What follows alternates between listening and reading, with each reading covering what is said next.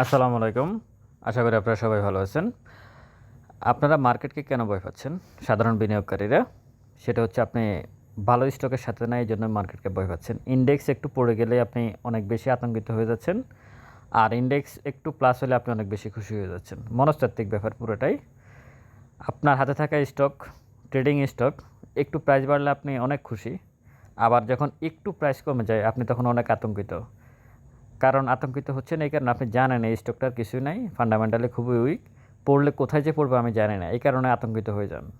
যার কারণে বারবারই বলি ভালো স্টকের সাথে থাকবেন, যাতে ইন্ডেক্স পড়ে গেলেও আপনি যাতে আতঙ্কিত না হন, রাতের ঘুম যাতে আপনার নষ্ট না হয়।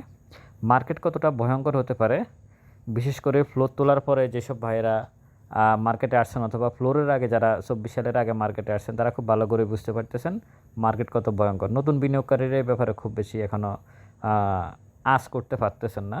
সময় হলে হয়তো ওনারাও বুঝতে পারবেন মার্কেট কত ভয়ঙ্কর হতে পারে। ভালো থাকবেন। আসসালামু আলাইকুম।